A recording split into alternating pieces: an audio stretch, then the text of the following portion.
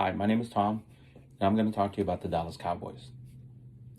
If you search the internet for the Dallas Cowboys, it'll tell you that the Dallas Cowboys are a professional American football team based in the Dallas Fort Worth Metroplex.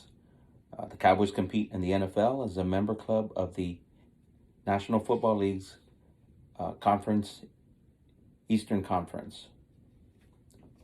If you look on Amazon, you can find several things about the Dallas Cowboys: uh, toys, shirts, shoes, lots of books. Some of my favorites are a book called Tales from the Dallas Cowboys Sidelines, written by Cliff Harris. Talks about the team of the 70s. He was actually a member of that team. Another interesting book is Boys Will Be Boys: The Glory Days and Party Nights of the Dallas Cowboys dynasty. That's written by Jeff Pearlman, and it talks a lot about the Cowboys of the 90s and the triplets: Michael Irvin, Troy Aikman, and Emmitt Smith, as well as several other players. But the Dallas Cowboys are more than that. They are one of the most recognizable brands in the world. So what I'm going to try to do is give you some information in regards to, how the Cowboys got started, how the Cowboys created their brand, the winning traditions. How they went from losing teams in the '60s to Super Bowl winners in the '70s. They appeared in 5 Super Bowls, winning 2 of those. Continuing to have winning traditions in the '80s, and Super Bowl winners in the '90s as well. Uh, but they're just more than just winning, more than just a brand. Everything from the 5-pointed star, the triple star that they have, to their moniker, America's Team. Um, the NFL finally gave the Dallas Cowboys an expansion team in 1960, but it wasn't that easy. Uh, Clint Murchison, who was the original owner of the Dallas Cowboys, was actually trying to buy the Washington Redskins. He really wanted a team in Dallas. So he had actually made a deal with the owner of the Washington Redskins, Mr. Marshall. Um, but before the deal was signed and completed, Marshall went back on his word and tried to make a couple of different changes that Mr. Murchison didn't like. So he called off the deal. The deal was off. Um, as the league tried to expand, Mr. Murchison kept trying to get a team in Dallas. But at that time, all the owners had to approve it. If there was just one owner that decided not to approve it, then that individual would not get an expansion team. And as you would know, Marshall was upset with Mr. Murchison, so he kept blocking the deal. Um, but that's when a gentleman by the name of Barney Bernstein came in. See, Barney had actually uh, put together the music, the theme song for the Washington Redskins, "Hail to the Chief," along with Mr. Marshall's wife, who had actually written the lyrics. They put together the song that is played at every football game for the Washington D.C. team. So when Barney heard about the dispute with Mr. Marshall, between Mr. Marshall and Mr. Murchison, and since he had his own dispute with Mr. Marshall, he decided to sell the rights to Mr. Murchison. So as soon as he had the rights to the song, Mr. Murchison approached Mr. Marshall, the owner of the Washington Redskins, and told him that he was no longer allowed to play that music. Uh, this infuriated Mr. Marshall. But as soon as he calmed down, Mr. Murchison told him that he would sell him the rights for his vote. So he did. He sold them the rights. Washington Redskins got their theme song back, and Mr. Murchison got his team. Of course, those transactions delayed the start of the Dallas Cowboys expansion team. They weren't allowed, it wasn't approved until late in 1960. By then, the draft had already happened. So the team they weren't going to have a team to to play in 1961.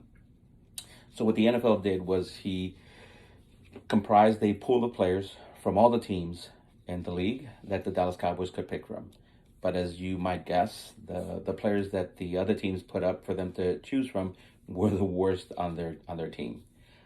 So that first year wasn't very successful. They had 0 wins, 11 losses, and 1 tie. And the Cowboys were excited because of that 1 tie. But Mr. Murchison did some other things as well. He laid the groundwork for what would be the beginning of a dynasty. He started off with a gentleman by the name of Tex Schramm, who at the time was a CBS commentator, but had been the general manager for the Los Angeles Rams. He also hired Gil Brandt, scouting director, who was a scouting director for the San Francisco 49ers. And probably one of his best moves was hiring Tom Landry as the first head coach for the Dallas Cowboys. And he used to be a defensive coach for the New York Giants. Just as Tex Schramm was very innovative in dealings for the organization, Tom Landry was very innovative in the strategy that he was going to put together. Came up with the flex defense that ultimately gave him a team that was later called Doomsday Defense. Another thing that he did that Tex Schramm did in 1961 was that he formed the Dallas Cowboy Cheerleaders. It's still a very popular brand. You have little girls growing up all across the world wanting to come to Dallas and become a Dallas Cowboy cheerleader. You go to the games and they're still there. Now, the Cowboys did struggle. They struggled in those first years, and it wasn't until 1965 when they finally ended up 500. They had won half of their games. But that was the start. In 1966 and 67, they actually made it to the NFL Eastern Championship game, but they lost both games to the Green Bay Packers. 1967 was one of the coldest games ever, and it's actually still known as the Ice Bowl. 1968 and 69, again, they had winning records and made it to the divisional title game, but lost that year, both those years, to the Cleveland Browns. In 1970 through 79, the Dallas Cowboys actually won 105 games. That is an amazing feat that to this day hasn't been replicated. In 1971, the Cowboys actually won the Super Bowl. That was helped because they started getting better players. Like in 1961, they were able to draft Bob Lilly, also known as Mr. Cowboy. Later on, they drafted players like Roger Staubach, known as Captain America, because he actually served in the service and elected to honor his duties before coming to play for the Cowboys.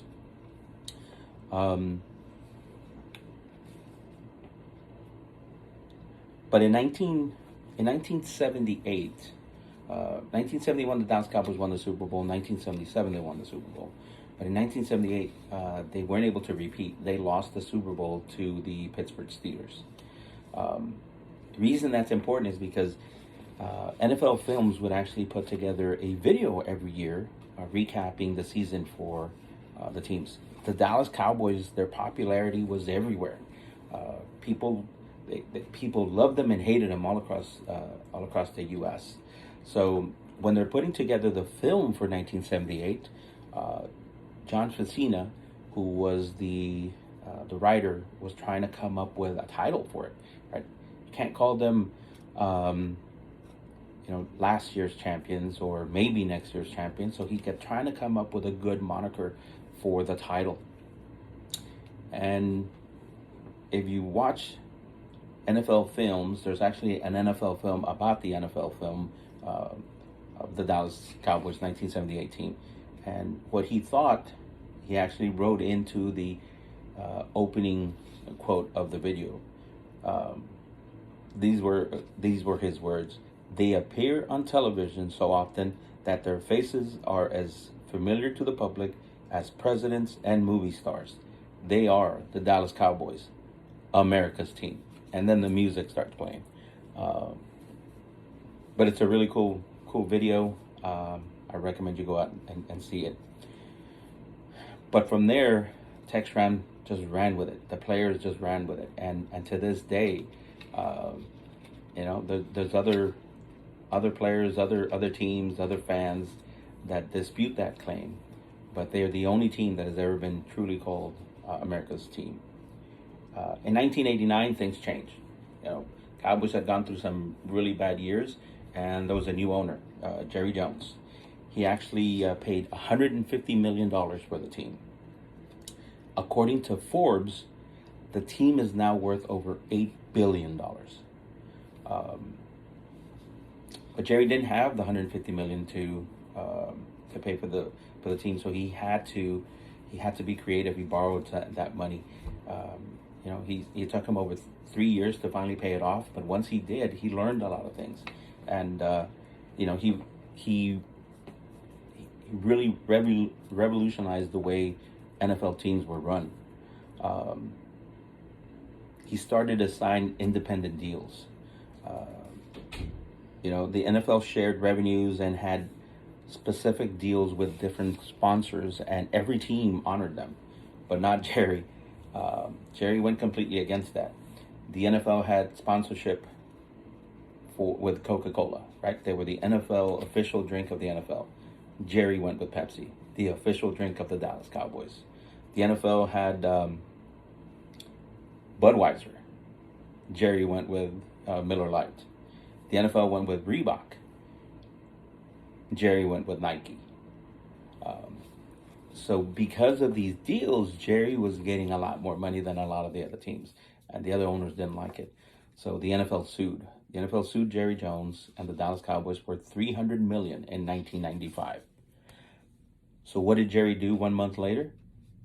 He sued the NFL. He sued the NFL in an antitrust suit for $750 million. And he won. So the NFL settled, and the rest is history. He was able to capitalize on that, but now the other leagues do as well. You have all these state-of-the-art facilities all over the place.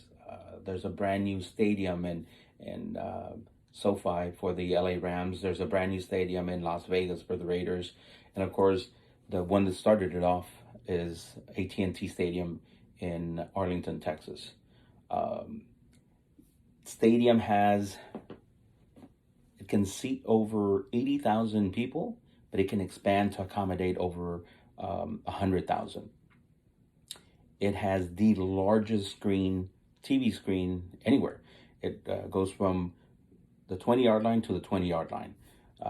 It is 160 by 72 feet. And it's moves like these that have set Jerry Jones and the Dallas Cowboys apart. They've transcended the world of football and the world of sports. If you go into a bar, if you go into a barber shop, or even at work, if somebody mentions the Dallas Cowboy, the room splits in half. On one side, you'll have the Dallas Cowboy haters, and on the other side, you'll have the fans that love them.